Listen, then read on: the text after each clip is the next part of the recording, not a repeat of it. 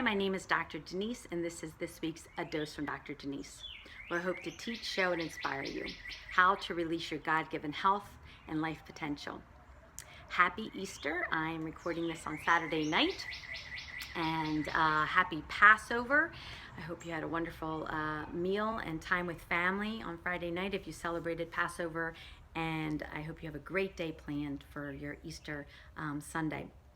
So I have two things that happened to me in the last 2 weeks that are related to Easter, and that's what I want to share in this week's dose.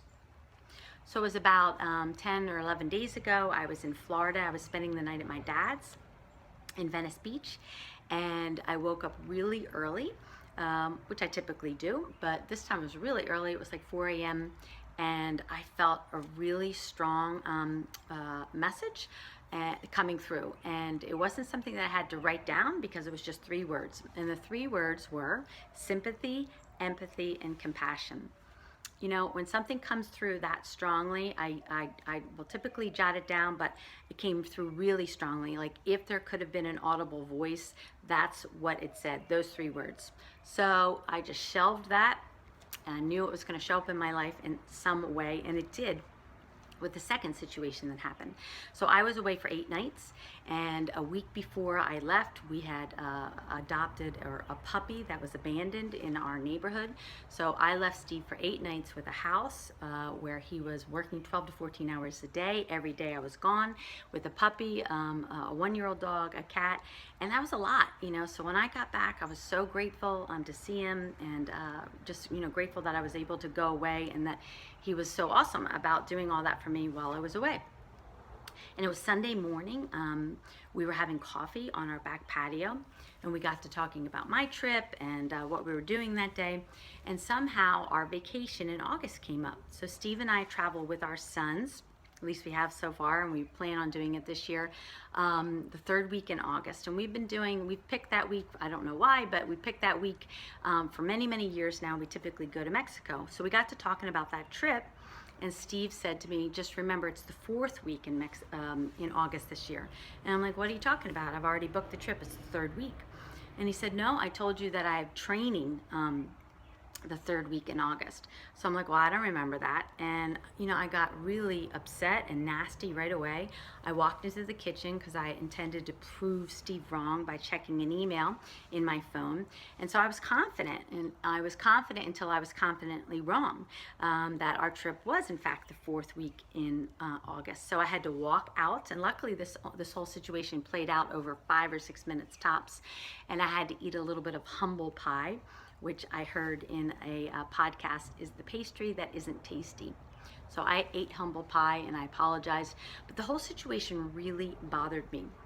And even though, you know, Steve was great and forgave me right away, and that was the end of that, I was upset. I was upset with how quickly I turned from Denise, this nice person that had just had a peaceful vacation, to Denise, you know, this nasty person. It really, really bothered me. And I thought, I bet you that this is related to those 3 words. I bet you. And I felt like it was. So I looked up those 3 words in the dictionary because, you know, we use them interchangeably: sympathy, empathy, and compassion. Sympathy means when we see the suffering of others. Empathy means when we feel the suffering of others. And compassion means when we alleviate the suffering of others. I mean, the technical definition of compassion is to suffer with, but the way we use it in our lexicon is that when we are compassionate for someone or something, we alleviate the suffering of others. And isn't that what the message of Easter is, you know? That Jesus suffered, and he died, and his spirit lives in us. And it's not just a Christian message. It goes across all religions, that God lives in us, that we don't have to go to a building to find God, that, you know, every single moment God lives in you. This love, this vibration, this energy lives in you. And our purpose is to, you know, end the suffering of this planet. And there's plenty of suffering. And the reason that it relates to the situation with Steve is that, you know, here I am, you know, a faith-based person. I get a lot of sleep, I pray, I meditate, I don't watch a lot of negative news or news stories.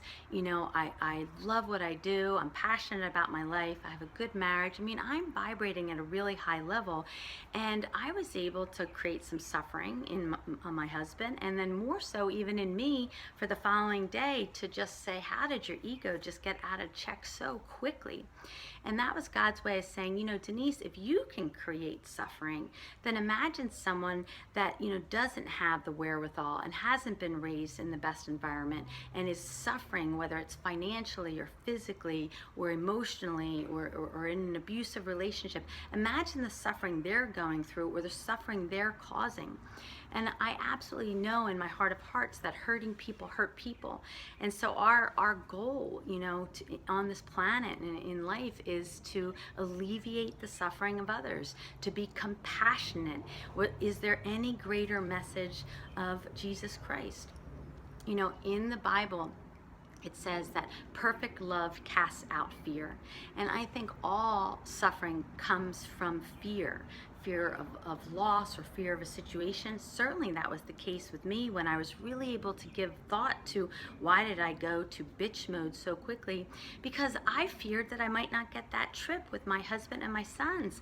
I haven't seen my sons since December, and other than 2 days that I'll see them next month, I am really looking forward to a week with my husband and sons. And I was afraid that that trip was, you know, going to have to change or get canceled.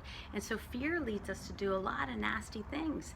And so when you vibrate at a level of love, which is, you know, perfect love, which is what Jesus Christ had, then you'll cast out that fear.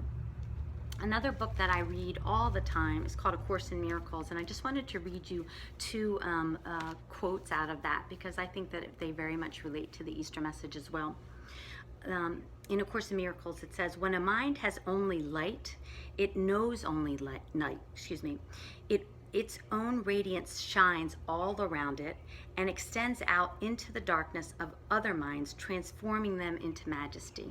So let me read that again. When a mind has only light, it knows only light. Its own radiance shines all around it and extends out into the darkness of other minds, transforming them into majesty.